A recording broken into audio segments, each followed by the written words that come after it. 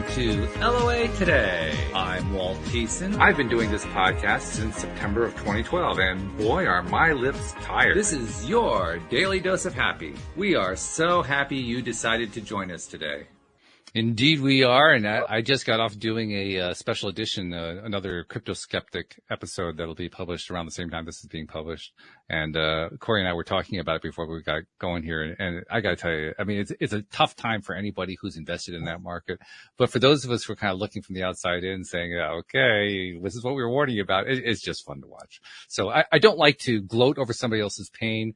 But on the other hand, there's the piece of me that says it had to work out the way it's working out. I mean, how else could it have worked out?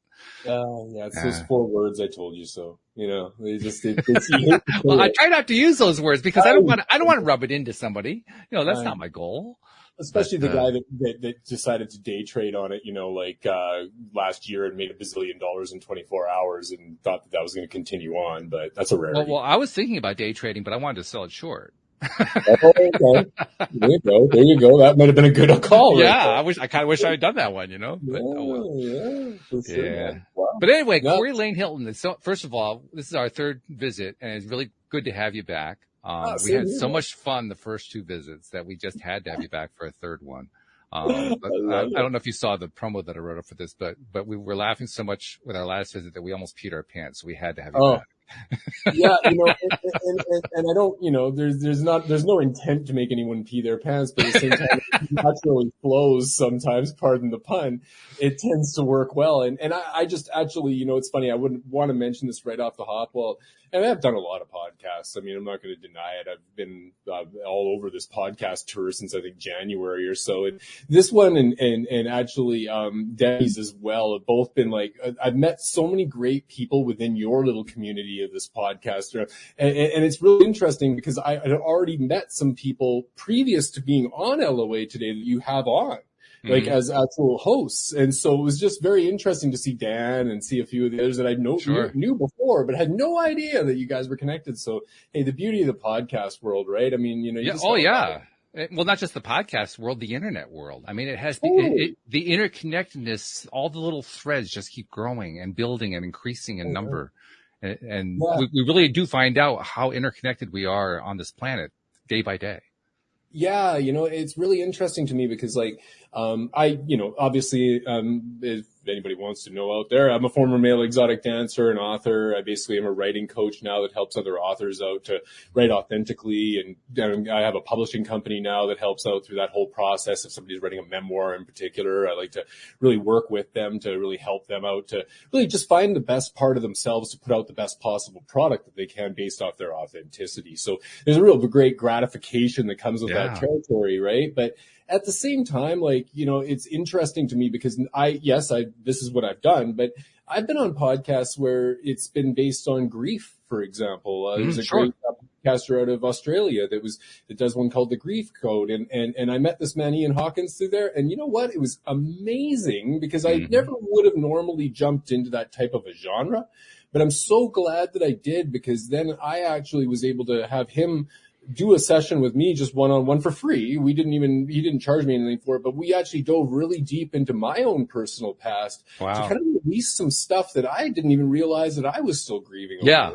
So it's really a cool thing. Sometimes it just kind of happens just because you put yourself out there, you know, and I think that's I mean, we all have our topics. I mean, this is not only about law of attraction. We don't talk all that much about law of attraction. We bring it up occasionally, but the entire show is not about law of attraction. And I think this is kind of indicative of what happens with podcasts in general. Everybody has their little niche that they start with, but what ends up happening over time, especially if you do your podcast for a while, you kind of, you know, you work through the topic. It's like you've done it. Okay. So what do you do next? Well, you start stretching it out. You start kind of expanding out to the wider areas of life. And as you do that, you make new contacts with people. So that's how you ended up talking to a grief specialist on his or her podcast. And what you found was, regardless of whether or not they were into grief and you had this other background, you found ways to connect. Common ground. And that's what's happening. And podcasting is a big area where that's happening, but it's happening in all ways on the net. People are finding common ground with other people that they didn't know existed before. And they're not only finding the people that they didn't know existed before, they're forming friendships. They're forming connections that would not have existed. And then you end up with a male stripper on your show. Yeah. What more could you ask for? You know, the one thing that I love about my former career is that I as serious as I did take it when I was doing it, now that I'm out of it and I've been out of it for a long time, I don't take it seriously at all. In fact, I'm constantly joking about it. But at the same time, I do really want people to understand how serious I am about where I'm at in my current position and really trying to make a difference so that people don't go through a lot of the struggles that I quite frankly went through. Right. And Sure. that's typical of a lot of self-help people. They say, oh yeah, you know, write a book about what you were before and what problems that you had before and address those. And then that's how you can teach the world. Well, there's a truth behind that. But the thing that I found, really, I'm just rambling here, but the thing that I found is that a lot of people that say they should write a book, like, you know, I said that for years myself, oh, I should write a book.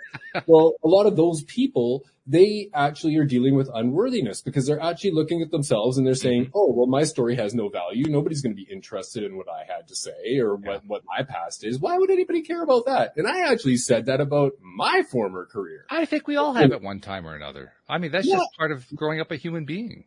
Yeah, for sure, right? It's that self-doubt thing and the inner critic that's constantly in your head. Right. But exactly. I mean, that's never going to go away for me. I already know that. I've dealt with that. Me and him are cool now. So it's just sort of one of those things where the law of attraction does come into play though, because that positive energy really, in my eyes anyways, and I'm spiritual and I do have my religion belief, I guess you could say, is more so geared towards energy. I don't put a label on it, but it's my own personal perspective. But the one thing that I have learned through this whole process, the biggest thing that I've learned through this whole process, and especially this last couple of years, has really been to really reach out and try to understand and relate to other people's perspectives because they didn't see life through the same eyes that I did, right? So you gotta, and you know, I might completely disagree. I might be talking to somebody about maybe crypto and say, you know, he's like sitting there saying it's the best thing since sliced bread, and I'm sitting there thinking it's the worst thing ever.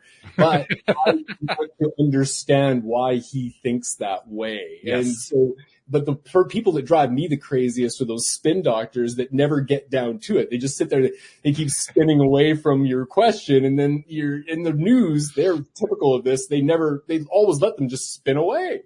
And I've had a few of them as guests on the show too, as I think you know very well. And it's always a challenge when you're interviewing somebody like that, because as the interviewer, you are trying to pin them down. You're trying to get them, okay, address this topic. This is very important. And like you say, they kind of spin away from it because they don't want to address it. No. It's uncomfortable to address it. Why would they want to do something that's uncomfortable? Well, yeah, especially if it's not really within regular society's morality and integrity, so to speak. Well, that makes it even harder, yes. I mean, a former male exotic dancer would totally understand that point. Yeah. I mean, it's an interesting thing because like I was even just on a coaching call this morning because I'm actually planning to do a TEDx event, and I'm actually working really hard to put together my I guess you could say speech, but it's not necessarily based off of my stripping career. Yes, that is my uniqueness, but at the same time, I'm kind of focusing more on the need for society, especially right now more than ever with our disconnected side through connectivity, so to speak. Always looking at screens instead of actually talking to each other. Although we're looking at a screen, we're still talking to one another. There are benefits to it. I mean, it's like any other tool. Yeah. Sometimes there's a good side, sometimes there's a not so good side.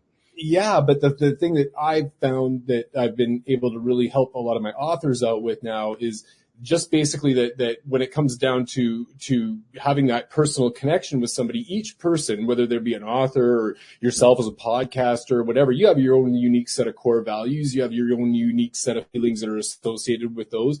So that's what I love about this challenge is that every single client that I'm dealing with is a snowflake, and I'm kind of diving in there and getting in the weeds and saying, okay, you know, like, how did this impact your life when this happened? And how did you feel at that point? You know, and was that something that was compromising one of your core values? And then we kind of dive into that, and then they kind of connect those dots. They're like, holy shit, yeah, it did, you know? And that's where that self-discovery journey becomes far more than just writing a book. It turns into a life lesson, you know? And for myself anyways, that's why I'm so bloody passionate about this, because I've had my own set of life lessons through my crazy book that I wrote.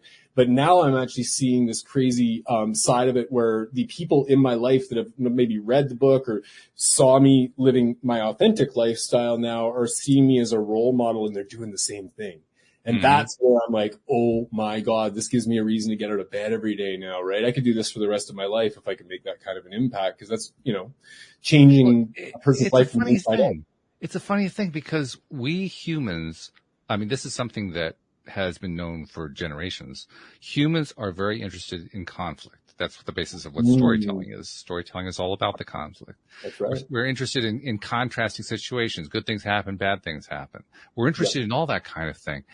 But what it's kind of evolving into now in this 21st century technology age is a shift in a sense. It's not like we've lost interest in the old storytelling. We haven't. We still, I mean, if anything, it's accentuated. Yes. But in addition to that, we're all realizing that we have our own stories in that same genre, if we can call that a genre, in that same realm of we've all experienced the downs, we've all experienced the ups, and now we're sharing those stories with each other. And in the process of sharing those stories with each other, a few things very important are happening. We describe it as being more connected with each other, and we're becoming more connected. But that connection is validating ourselves. It's validating our experiences. And my experience was a different experience from yours, but boy, there are certain commonalities to them. And we can both see those commonalities and like, oh, wow, now I feel validated in what I experienced because I don't have to just get excited about celebrating the success. I can actually appreciate the failure side of it too, because my friend Corey had a failure side and we both experienced a failure side. All of a sudden it feels differently. Bang on, nail on the head, Walt. I mean, I've said this 1,000 times. I'm one of those crazy people, that, the hippy dippy that sits there and does all my gratitude every morning, right? And I write out usually 5 to 10. I try to write out different, and make it a different thing I'm grateful for every day to kind of just set my day. And a lot of the time, it's not the positive. In fact, I'll even say it. Like it could be the pain in my lower back from doing landscaping yesterday and picking up something that was too heavy for me. And that alarm is going off in my lower back is telling me, hey man, you don't need to be doing that right now. Pay attention. Right. So I'm grateful that alarm is there. Danger, right? So Will Robinson. Yeah, right. Or maybe the struggle of going through divorce or whatever it is. And let's face it, people want to read the mess in the message when they're reading a book. They want to hear that pain. Of they course. want to hear that hurt. They want to, you ride off into the sunset with the girl at the end of the book. Well, that's all right, but that's not going to sell. They want to hear about the hard stuff, and it's sort of like, it's funny. I almost think back to that movie Basic Instinct many years ago when I think about writing because, obviously you're familiar with it, but, the interesting part is the Sharon Stone character was of course the author. And then the Michael Douglas character was the cop, right? And he's, all in love with her and all that. There's the conflict with all that. But the thing that I found interesting, the one line that stood out was that he was trying to say, oh, well, we can just, I don't want to say it. Well, we're going to ride off into the sunset and screw like rabbits is kind of like what he was going to say, right? And it was like, she's like, that's not going to work. Somebody has to die, right? And it's sort of that negative twist. People like the misery loves company thing. People want to read about it. That's why, to me, that's why my mom, who, God love her, she passed away now, but I'm just saying back when I was a kid, she was famous for sitting there in the living room, reading her Star magazine and National Enquirer and telling me all the things that are real about the aliens that are going to be coming. And I believe in aliens, but at the same time, it's just one of those things that's kind of funny. It's like she's seeing little green men literally coming in the front door tomorrow. So it's one of those things that, there's so much disinformation out there now. And I've seen that expand now. Now the National Enquirer and the Star have turned into Facebook and Instagram. And, that's a good way of describing it, actually. Yeah.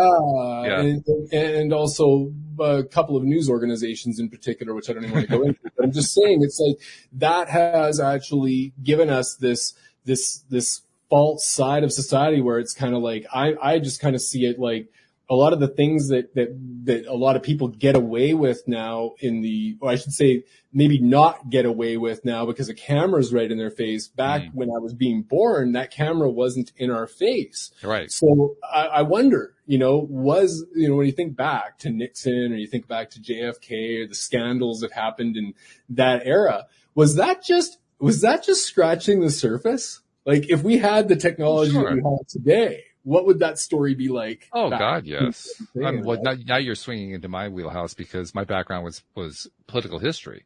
I mean, Okay. the answer to your question is a resounding yes. That is just Yeah. scratching the surface. That was truly business as usual. I mean, it came Yeah. to the forefront and came to the public consciousness in a way that it had never done before. That's But that right. was that. I mean, look, if you really want to actually freak yourself out about this kind of thing, read up on the political powerhouses of the 19th century. Read about Oh, Tammany Hall in New York, for instance. I mean, cool. it'll scare the daylights out of you. It'll make you sick to your Yeah. stomach, but you'll say, "Oh my God, Watergate was a walk in the park compared to what some of these guys were doing." Yeah. Yeah, and that's why you're kind of seeing. Like I said, I'm not going to talk from political ideology here because I don't want to piss off one side or the other because we are so tribal now. Oh But at yeah. the same time, it's kind of like you're kind of seeing that kind of stuff kind of bubbling up right as we're speaking right now in a lot of ways, right? Like you can only pull that bullshit lever so long, and then eventually it's going to come and bite you. And I just have a funny feeling that zip's coming to a head here pretty soon. So, Interesting way of describing it. Yes. I had a guest on just yesterday, I think it was, who made a really interesting point where it was a different conversation entirely. But he was involved in creating a lot of the reality TV shows. Okay. His career, he was a talent exec with MTV, and he was involved with like a lot of the Real Housewives type things. He was involved with the Ozzy Osbourne show that I can't remember what they called that one. Yeah. And he made a very interesting point. He said that Ozzy Osbourne was originally supposed to be a food show. It was supposed to be making food because Ozzy likes to cook food. Yeah. And they got away from that and did it the way they ended up doing it. But one of the reasons they were going to do that is because in their massive research that they do, they found a data point that said that when there's a refrigerator shown on camera, the viewers want to know what's inside the refrigerator. Wow. Isn't that interesting? That is So I bring this up as a way of kind of, giving exposition to the idea that we're moving beyond conflict. Conflict isn't going away. No. Negative isn't going away. Positive isn't going. That's all going to remain. But we're kind of taking it to the next step because now we want to know what's made for dinner. Yeah. Yeah. And ironically, back to Star Magazine and freaking Facebook, I remember the funniest thing, and I still chuckle about this to this day, actually, because I've done a lot of Facebook posts over the years, but I still look back and it's ironic that you said that about the refrigerator, because the funny thing is the one Facebook post that I had that got the most comments, this is on my personal page, but it was just sort of like the one that got the most comments, bar none, in my entire decade of being on Facebook was, who can guess what I had for breakfast today? Yeah, sure. Exactly. I shit you not. I can't even tell you how many. And the irony is that it took like 150 or 160 comments. And finally my ex-wife was the one that pinpointed it. And she was the one that nailed it on the head because he's like, Corey, you've eaten the same breakfast for 10 years now. Okay, cool. So it's just funny, right? You look back at that, it's like, wow. But no, it's an interesting dynamic because I'm kind of like, we're at that age, right? Where when you're born before the internet and you kind of wonder to yourself sometimes, was it better then or is it better now? Because there's an aspect of it that in my eyes is kind of like, it is kind of better now because yes, the corruption and all the stuff kind of bubbles up to the top because it's right in your face all the time. And there's certain things but that same tool is being used for so much disinformation on the other side that it's almost like it's that double-edged sword, right? It's like, I don't know. To me, it's one of the people listening in the live stream, Jeffrey, who's one of our longtime listeners, he raised a question in this regard. He says, have we experienced conflict fatigue? Yeah, I'd say so, Jeffrey. Yeah, I'm definitely over it. To be honest, that's why I'm working so hard to make it so that my little bubble in this world is kind of not being so tribal. So I can kind of say to those people that I love, like there's some people that I think are so cool. I mean, I lived in the States for over a decade and I love so much about America, even though I live in Canada. Like but I've honestly had times where I've looked at myself and thought to myself, my God, I'm more patriotic than half of the bloody Americans down there. And they're the ones that are sitting there claiming patriotic all the time and waving the flag, saying they're the best country in the world. And they are in a lot of ways the best country in the world. But, I don't know. I'll be honest with you, Walt. I've been living back here in Canada for a long time now, and I hate to tell you, but we're a lot more free up here. I love it. That's We're great. a little more free up here. I love Between it. us. I don't want anybody That else is to find funny. out. You know? Well, we won't. Well, we'll whisper it so that the word doesn't get out. Yeah. Yeah, but Canada's not far from freaking perfect. Let's just put it that way. I got a lot of gripes I can say about Canada too, but you know, that's the thing, man. Is that I kind of look at it like when I think back, like and think back through all the generations of politics that I've seen through God my entire life, whether it be here in Canada or the States or wherever.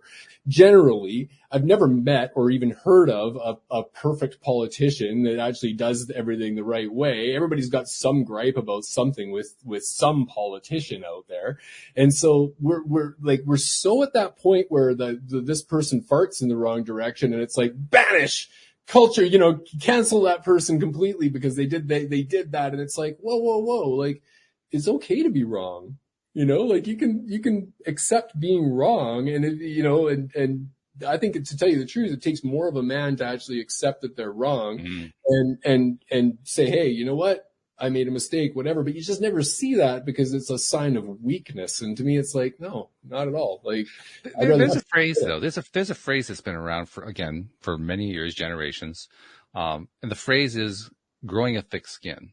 It's usually used associated with sales. It's often used with a lot of different kinds of fields of business and employment.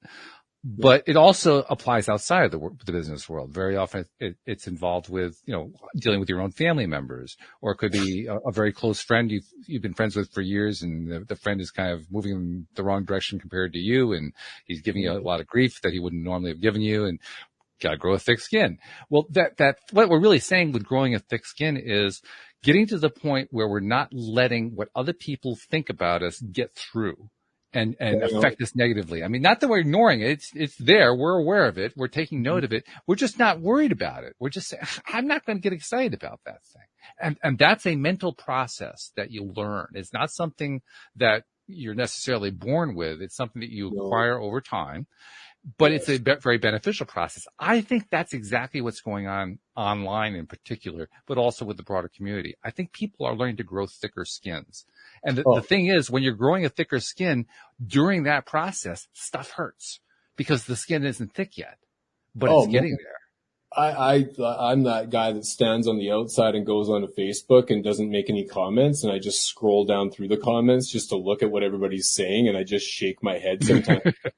My skin's thick, but I don't even want to dive in that pool because like I got better things to do with my day than argue with some kid that's 12 years old pretending to be 25 right now. So like, you know, you don't know, like, again, it's just, to me, that whole thing is just so impersonal, and I may be old school and maybe I like a phone call instead of a text. You know, maybe that's just because, you know, texts are impersonal and can be so taken out of context so easily. And, you know, I've had it happen myself, right? Even sometimes if I shoot a text at somebody now, I'll actually, believe it or not, if it's something really important, I'll shoot it to myself first to see what it feels like to actually take the text. Because sometimes you just never know what's going through that other person's head. You might shoot off something to somebody and they're, you know, thinking the wrong thing. So, yeah. I think we're all kind of learning a skill here. I know I am. I'll speak for myself in this, but I suspect other people are learning the same skill, and that is to look at a text or an email, which is out of context because you don't get the body language. You're not seeing them. You're not hearing them. You're not experiencing all that stuff. You just got one little piece of information there that you're working off of. And yet we're getting to the point now where we can look at it and say, okay, there are a lot of different mindsets this person could have. What are some of them? If I can identify what they are, I can kind of accept where they're coming from. I don't have to agree with it. In many cases, I definitely don't agree with it, but I can accept it. Like, well, you know, they're having a bad day. Their mom treated them badly. Their spouse treated them badly. They treated the spouse badly. They kicked the dog. I mean, there's all kinds of possibilities. And we can kind of infer from many messages that we receive what's going on. And we might even be wrong. But the point is, just by going through that exercise, that's the process of growing a thick skin. Because when we change the way we think about something, I think what happens is when you get like a cancel culture kind of a response, that's a person who is looking at things from one viewpoint only. The moment you start adding viewpoints in is the moment the cancel culture goes away. because the person who's engaged in it no longer needs it. You know, man, I always kind of come back to comedy with this, right? Because like, you know, we're seeing a lot of the comedians right now that are getting, you know, the cancel culture hitting them pretty hard. I mean, you know, everybody from Dave Chappelle on down, right? Yep. And it's kind of like, I don't know, I'm raised in the Archie Bunker generation and the George Jefferson generation, right? And I mean, like, I think to myself, I mean, God, if some of those people that are looking to cancel Dave Chappelle for talking about what he was talking about, and I get it, I understand the reasoning behind it, I do, I respect it and everything else, I'm not here to dog that. But at the same time, I think if they watched an episode of All in the Family, their head would probably explode, because it's like, you know, that's real. And that was really the way that the mentality really truly was at that time. Now, is that better or worse? To me, sometimes I kind of go, you know, like it's as much as Archie was what he was, they also showed the good side of Archie too, right? Like the heart of Archie. And so you actually kind of loved the character, because as much as you disagreed with him, you know, you was that guy, right? That's right. Yeah. And we just don't have that flexibility now. A lot of the time, I don't feel it's just kind of like, I mean, I feel for some. Well, I think people are. That's what my point is. I think people are adopting flexibility. I think they're learning it. They're in the process of learning it. They haven't learned it yet as a mass, but they're getting there. They're like in the journey, so to speak, of how do you become more flexible? How do you respond differently? How do you explore things and understand things differently? And I think that has great long-term potential, just because that's a growth path. But you're also talking to a guy that was like literally in a career of nonstop political incorrectness for 25 years and mayhem. So I mean, you know, like it's from my perspective, I'm like, yeah, anything that's considered politically incorrect now is really off the charts, you know, the way I see it, because it's kind of like, I don't know. I mean, I get the reasoning behind a lot of it. We don't need bullying. We don't need a lot of the, you know, the bad negative side effects. There's no, you said the one word you said is the best, is awareness. I mean, really, it's like, but also to be able to be aware of what a joke is, you know, and I just kind of feel like people have lost their freaking sense of humor to a certain degree. I mean, God, I mean, there was a comedian by the name of Carlos Mencia years ago, and I used to see him on Comedy Central and stuff. Really funny comedian. And some of the things that he would say, like, you know, if you can take a joke, you know, sort of thing, like fill in the blank. That's right. You know, it was one of those things that the whole audience howled and everybody thought it was all funny, but at the same time, now that same statement would be considered just, you know, you're running down this segment of society basically, and it's kind of like, no, it's a joke. Like, you should be able to take a joke to a certain degree. And again, I'm a kid. I was a guy that was bullied in school, so you know, to hurtful things is a little bit different. But I don't know. To me, I just miss that side, because I'm a guy that loves going and seeing stand-up comedy, and I think it's a dying breed right now. It kind of sucks. It's like anything else. This goes through cycles. I mean, Jeffrey, by the way, threw in another little commentary. He says, "Would you rather be right or happy?" Which kind of summarizes what you're talking about there. On, bro. Isn't that the truth? You know. But let me go back to the point that I was driving before, because I want to take it a little bit further. From you. Yeah, no, that's fine. No, that's okay. That's what we do here. That we just kind of wander and explore and kind of get that's part of the process. That's actually part of the process I'm talking about. Yeah, the more that we explore, the more that we consider other viewpoints, the more that we appreciate perspectives. That's really the biggest part, I think. Appreciation of perspectives. And that comes, I used to wonder about that. Where does appreciation of perspective come from? It comes from just doing it. Just finding a new perspective. I never thought about it that way. And then finding another perspective I never thought about that way. That's appreciation. As crazy as this sounds, Walt, my aunt was the one that said it to me that woke my ass up, made me just go, oh, really?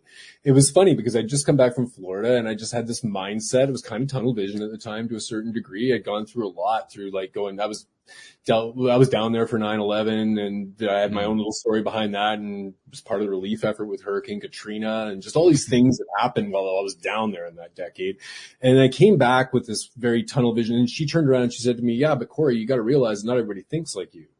Like, oh yeah, that's right. That's Everybody right. has Yeah. their own thought process. But we get in our own head to that degree that you think that Sure. everybody thinks like you, right? And it's not the case. So That's where a lot of, I mean, like I said, my background is political history, politics, all that kind of stuff. That's where my degree is in. And one of the things you learn there is the mindset of totalitarianism, and, communism, dictatorships, all that kind of thing. And they all basically amount to one thing. Everybody has to think the same thing. Mm-hmm. That's basically what they come down. I mean, yes, they all have their agendas. They all have priorities that they're trying to push. But when you boil it down to the lowest level, they all want everybody to think the same thing. And what they don't seem to realize, I think people eventually learn this. If they just stick it out long enough with whatever their cultish type thing is, and assuming they actually survive it, that's a long assumption, I grant you. But if you can work your way through the whole thing, they actually get to the point where they realize, if everybody thought the same thing, this would be a really boring world. Oh, yeah. And when you recognize that, all of a sudden the whole cult thing starts to fall apart. The whole one thought for everybody starts to fall apart, and you start to appreciate the diversity of thought. You start to appreciate the value of, I don't have to like what it is that you're saying, but I can get something from it. It's funny, Walt, you say cult following, and I was on another podcast with a very interesting podcast host. I'm not going to say her name, but she's a very, very, I guess you could say famous adult industry actress. Okay. All right. That gives us a clue. Yeah, she said the funniest thing, and I just chuckled. She said, well, pardon my French, what? She goes, I'm still single at 49 years old. And she's like, even Charles Manson was able to get married. Okay. Interesting perspective. Right? I thought, wow, that's pretty hardcore. But at the same time, like somebody that's actually, that off the charts, like, and you think to yourself, I'm kind of normal over here and I still haven't been able to find happiness in a relationship. But even Charles Manson, who was that tunnel vision about his cult following and everything, even he was able to pull it off. So what's wrong with me? It's just funny. I just chuckle about it because you get to this age. I mean, I'm 52 now and I've gone through one marriage and I probably will be my last one. You just never know. But it's just kind of like I for once, actually, this is the weirdest thing is now that I'm single, I only have 2 really or 3 family members that I even communicate with anymore. So my life's been kind of isolated in this last couple of years in a lot of ways. But the funny thing is through that process of detaching from everything and actually not really caring so much about what other people think anymore. And I'm kind of like going, whatever it takes to just do my dream. If I've got to go work at 7-Eleven to make the money to be able to make this happen, I'll do that. I don't really care what anybody thinks anymore. Whereas I used to always be so worried about what everybody else thought. And I think that we really get that way a lot, especially again with our airbrushed world in social media. Oh, my hair is messed up. I can't, put a picture on social media because I'm not perfect. And it's kind of like, I don't know. I just come back to that a little bit where it's just that whole mentality of basically just wanting to please others and not taking the time to really work on you. And that really comes back to, I really believe, especially in this time where we're coming out of a pandemic or we're still in a pandemic, sort of coming out, whatever the hell we're doing. And at the same time, it's kind of like, I feel like that there's been a bit of a gift with that whole situation too, where it's given people a lot of time to take that step back and go, hey, maybe I really do need to start working on some things about me that have been holding me back from my true potential, or maybe blocks that I've had or whatever it is. And the people that have utilized that time are going to come out the other end of this, I believe, having a far better quality of life, because I think that for myself, I feel like I have a better quality of life now because I'm good with my authentic self. And when you're an open book and you got really nothing to hide, and I mean, I pulled every freaking skeleton out of my closet when I wrote my book. I mean, they all just came flying out of there, so now that they're all out, I don't know. I just don't, it's like a weight just went right off. Yeah, sure. A weight that you kind of knew was there, but you really didn't know what it was. And then it came off and you said, oh, wow. Yeah. Okay. I wish I'd done that before. I didn't know what it was, but I'm glad it's gone now. Yeah, my coach at the time, Diana, she said to me, I remember she was saying to me, because I was having this real harsh block actually, and it was really weird because I always said to her, I said, I can't tell you how many times in my lifetime that I've felt like I'm climbing a mountain, and I get to the 3/4 mark, and then some boot comes and kicks my ass back down again. And I'm like, I gotta walk back up the bloody mountain again. I can't remember how many times this has happened to me.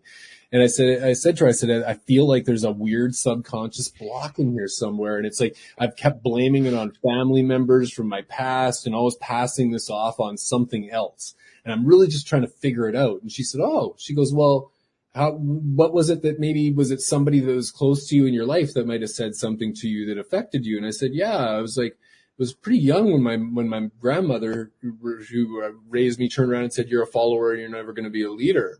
I think I mentioned this on one of your other podcasts as well. Yeah. But it was very interesting that particular, just that statement.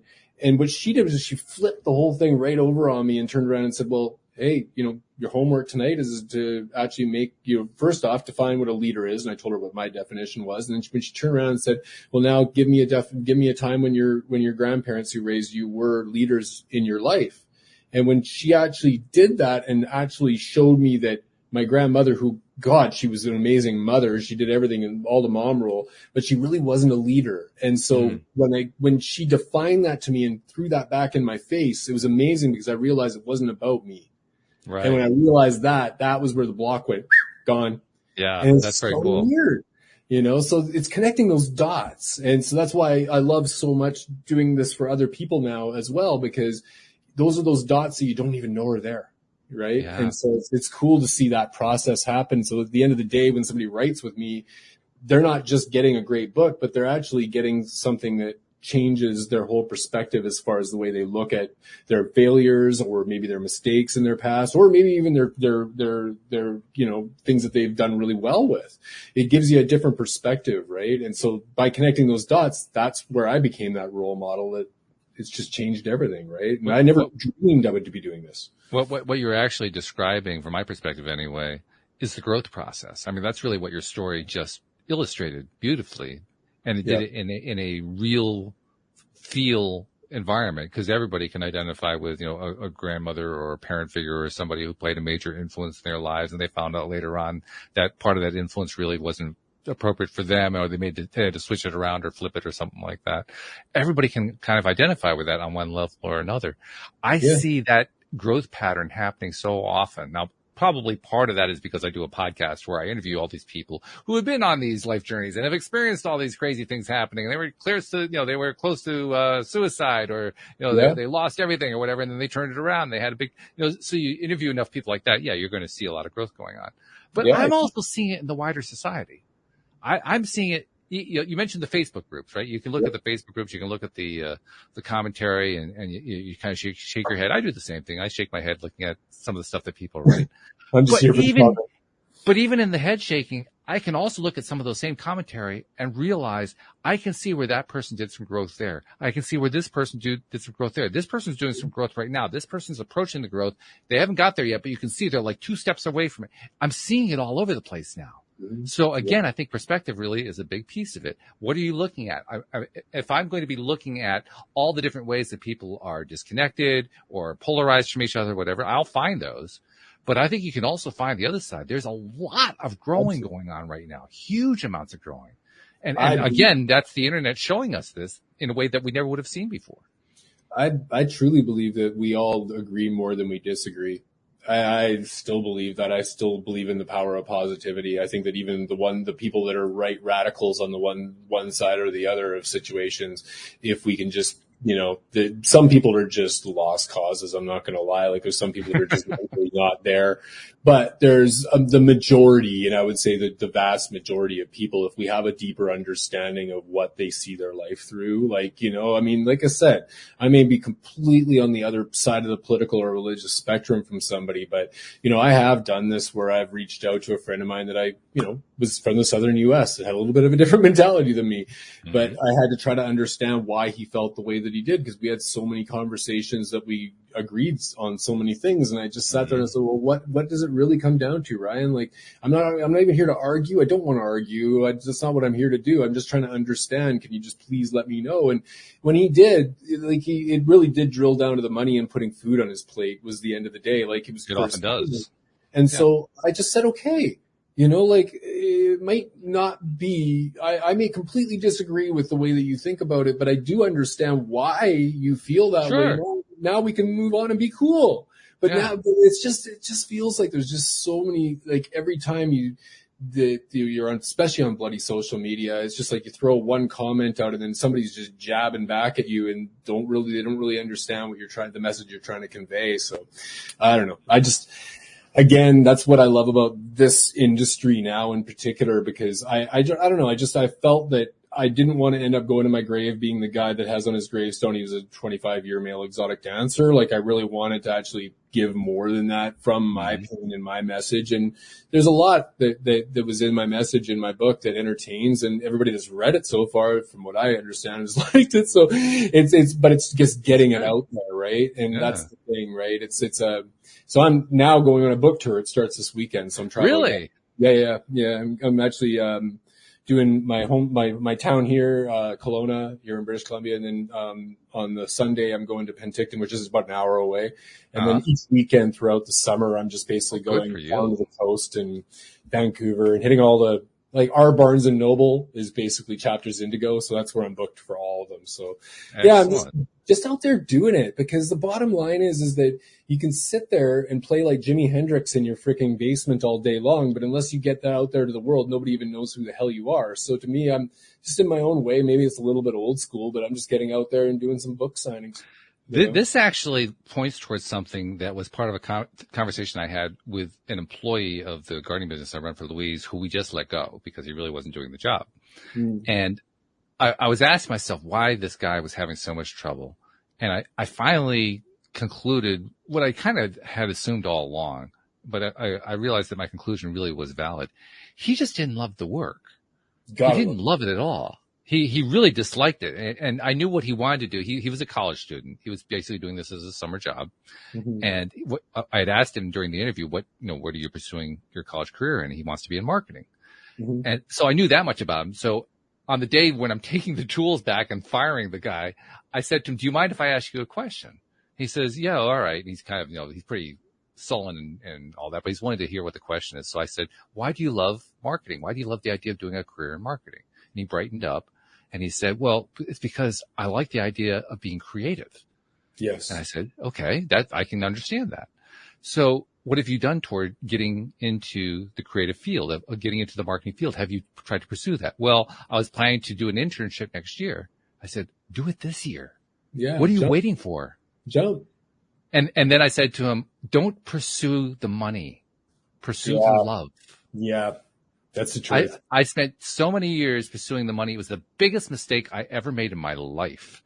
And now that I understand the difference, I want other people to know. So I actually took advantage of an opportunity to help somebody who needed to hear, go after what you love. And the reason I say that is that's what you're doing. You're doing this book tour following your love. Now, let's be honest, going into bookshops where this isn't like, Dan Brown releasing his latest novel and there are people lined up in the streets, right? You go into a bookshop, nobody even knows who you are. There's probably nobody even waiting for you there. So it's kind of an ego tester to go do this kind of thing. You love what you're doing so much that you don't even care about that. Oh yeah. And on top of that, I'm going to walk around in the bookstore in a G-string. Are you really? No.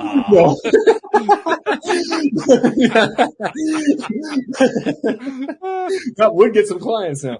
No, but and we get attention anyway. Yeah. We get some attention, but for real, actually, like all kidding aside, it is funny because I was just chatting with management with these stores and stuff, and they all said the same thing. You can sit there with your books at your table and wait for clients to come up to buy books, but a lot of those authors don't sell a damn thing. You've got to be bold enough to walk around and be like, "Oh, welcome in. How you doing today?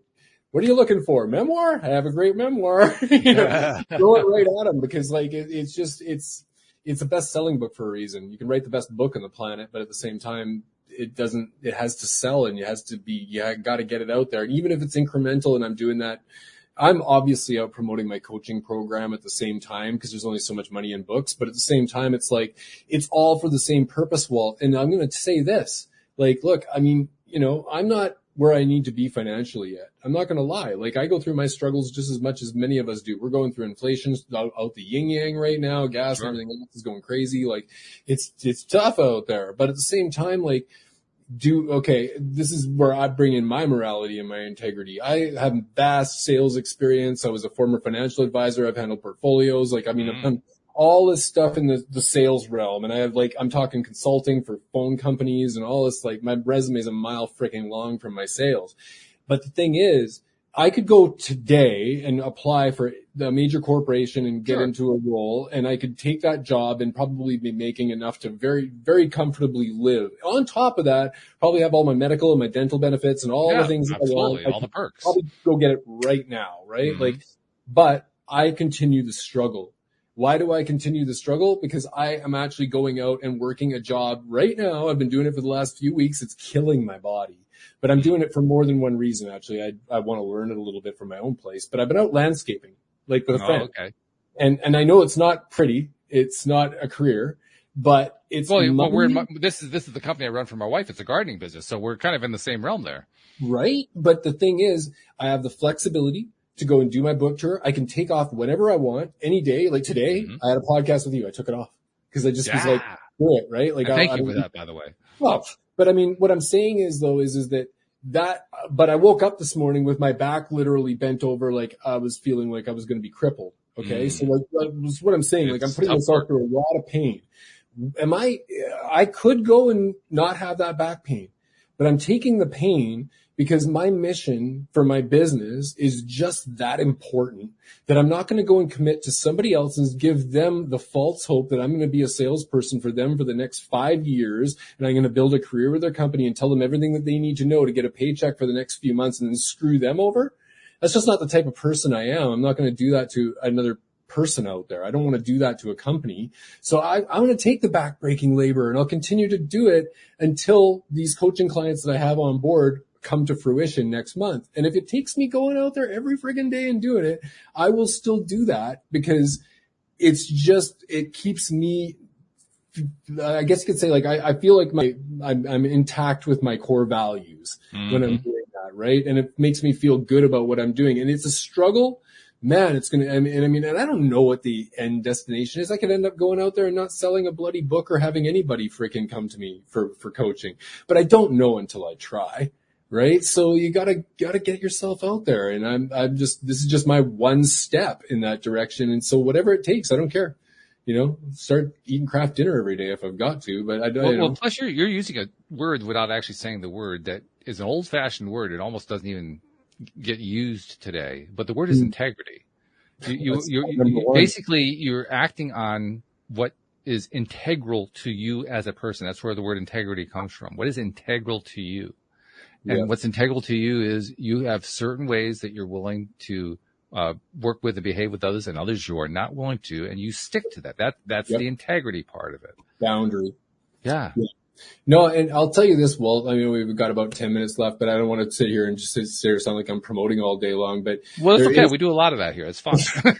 There's a part of the book that is one of my pillars in my book is on integrity, and it's because it's in fact one of the biggest transition points in my life that I wrote about in the book. And basically my book's it's not all about stripper stories and swinging things around and freaking dancing. It's actually a lot of, that's how you get people to read the book.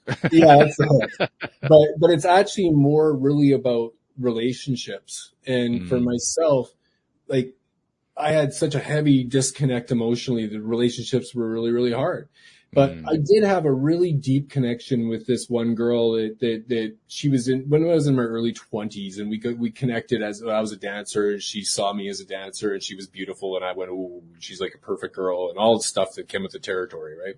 And we had an on and off relationship for many, many years, but there was a component to her that she was just so unique, and I really even just a touch of her hand, it was it could be today, and she could be a million miles away. I could feel the touch of her hand. I know it was her. I was just that type of person, right? Yeah. So, and the crazy thing was, as years went by, and of course I ended up in Florida, and her and I split, and she ended up in a situation where she became a dancer herself, and she became a big feature, and all this stuff happened. But years went by, and I was out on the road, and I was in Little Rock, Arkansas. The 2 times that I was in Little Rock, Arkansas, 2 great stories from there. But anyways, but one was that I happened to show up there, and I just met my now former ex-wife. I'd met her about a month before this incident happened, and I didn't say anything to my ex-wife about this until the book was written. So this is just like this year she heard this story. She never knew this. This was one of the big skeletons that came out of the closet. But what happened was we were, me and Monica, my ex-wife, we were in our first month of our relationship. I was out on the road. She was back at my house in Florida, and she was all in love with the superstar, and she was so happy to be together with me. And well, I loved her. She was a great girl, but she had she was basically brought up in crap. Like, she basically had a horrible life. She had tons of abuse, sexually, physically, mentally. She had a lot of problems, but I really loved that person. And she was sitting back at my house, and I go on the road to Little Rock, Arkansas, and then who shows up, calls me out of the blue, but my ex that I was talking about, the touch of the hand. So she calls me up and she's like, I don't suppose you'd happen to be working in Little Rock, Arkansas tonight. And I was like, yes, I would be happening to. And she was like, oh, okay, I'm going to come down and see you. So she shows up at my show, and she's just working down the street. And all of a sudden we're back connected again. And she's kind of wanting to form a relationship with me. And she literally like threw it out at me. And we went back to her hotel, and she calls her now ex, but at the time she was still together with this guy, and they had a kid together and everything. And she calls him up at the end of the call. She turned around and she was like, love you, and hung up. And I stood there in that second and thought to myself, my girlfriend, who loves me with everything inside of her, and we've only been together for a month, and we're fresh, and we're in that honeymoon stage and all the rest of that stuff, but she's authentically loves me for the person that I am, with no games, no bullshit, nothing. And this girl, who I have this major passion for, and there's a lot of lust there, she just hung up the phone and said, I love you, to her partner, while she's wanting to get with me in her hotel room right now. Right. So there was the integrity. Very stark at that point. Very. And so many years, my friend, I sat there and thought, did I make the right move? Because I ended up staying with my ex-wife, and me and this other girl, we did sleep together that night, but we did not have sex. We actually stayed in the same hotel room and everything. We slept together, but we didn't do anything. And I gave her a kiss the next morning and said bye, and that was it. And I moved on and went the integrity route. And that integrity route gave me so much pain financially and so many struggles. And I ended up in a divorce that I ended up on an 8-year Forrest Gump walk afterwards and everything else. And all those years went by. And I always wondered, what would it have been like if I took the other road? I would have been completely financially set, right? And I thought to myself, did I make the wrong move? And here's the irony of that. One of my biggest fans when I wrote my book was the ex that actually, with the touch of the hand. She still is one of my biggest fans. I love her to death. She's a great person. She's married, got a couple kids, the whole nine down there in Seattle area.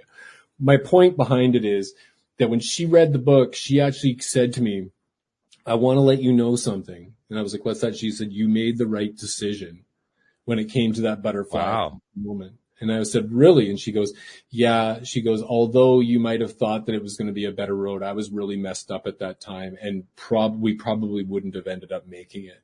So she was like, you took the right road. And it's interesting because those feelings and all those emotions and those thoughts, they were in the back of my head like luggage for so long. Oh yeah. Right?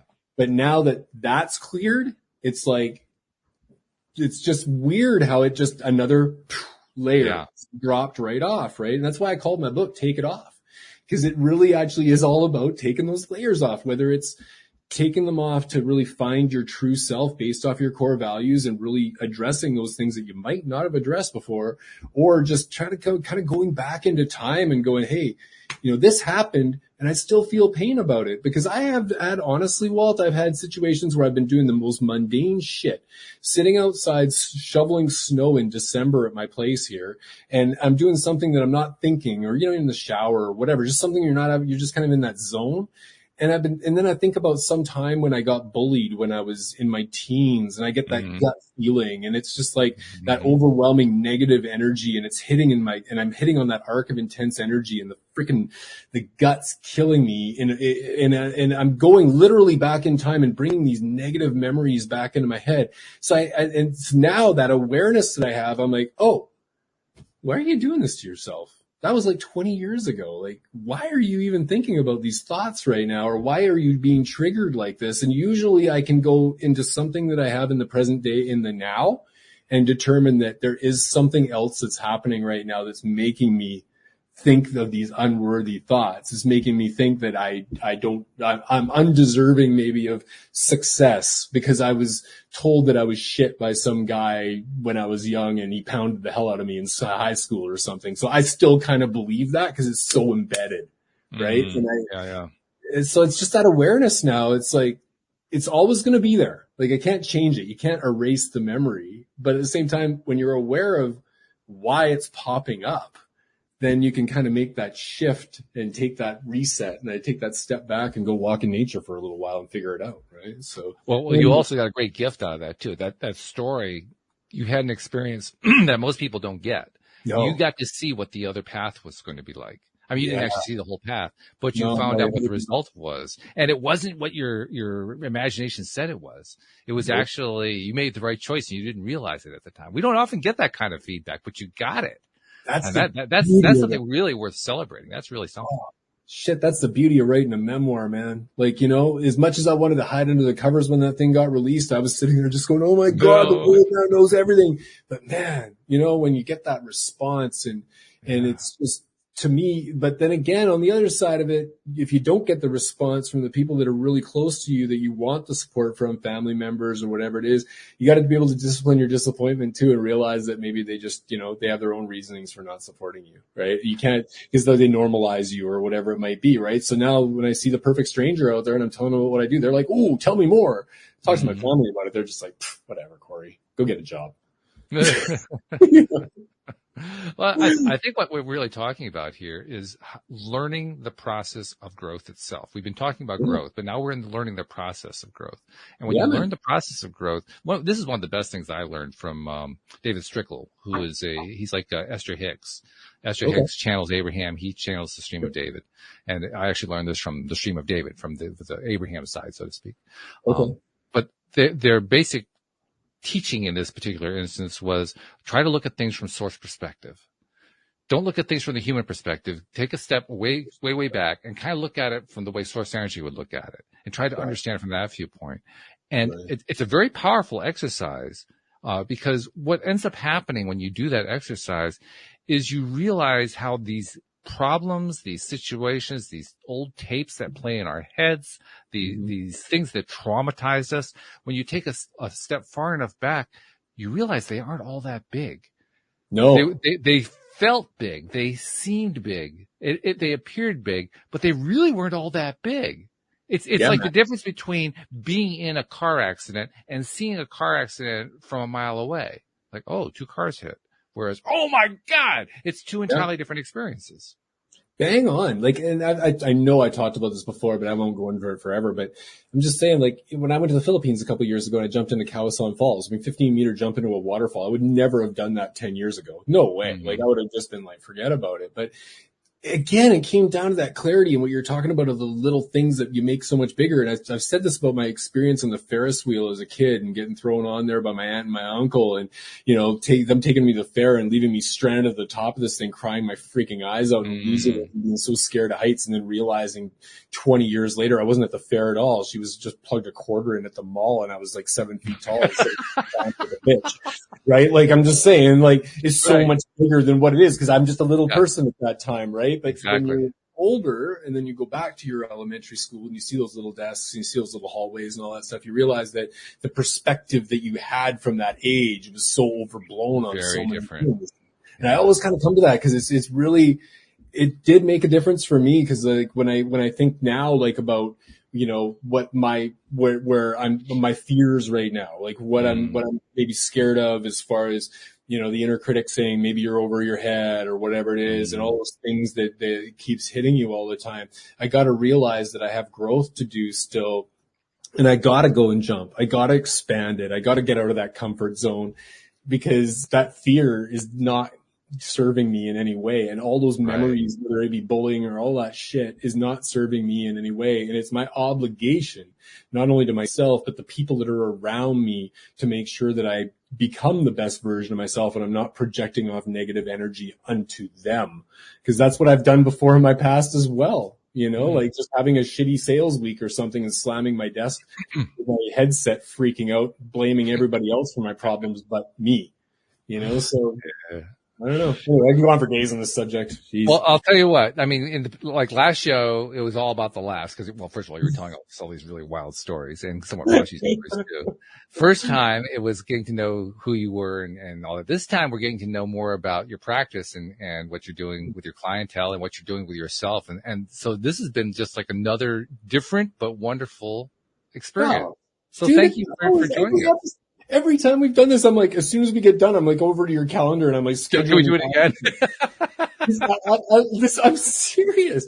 You and Debbie, you guys both have great podcasts, and I actually I truly enjoy jumping on with you guys. I feel like I'm literally sitting there in space with you. So no, it's great, man. Like all the way around. And I enjoy doing podcasts in general, but each one, has a little bit different, but we just have such a casual vibe that I just truly enjoy every minute of it. So I took the day off. Screw it. Yeah, I love it. This is great. Excellent. Well, we're looking forward to the next time you're going to be on the show. It's going to be a great thing. I'm really sure. Yeah. Well, yeah, man. And I'll throw my little pitch in there as well. Takeitoff.ca. Go get my book. It's actually, the great thing is that overpriced bloody paperback, you don't have to pay all that money for it anymore. You can get a Kindle version of it. Get a Kindle. Yeah, there you go. At least you don't have to spend the money on the bloody thing. But yeah, just the price of shipping and frickin' printing and everything right now is so ridiculous. And if you're trying to send from Canada to the US, oh God. Yeah. You don't need that. No. Well, thank you very much. This has been great. And thank you to our podcast listeners everywhere. Thank you to the live streamers as well. We'll see you all next time here at LOA Today. Goodbye, everybody.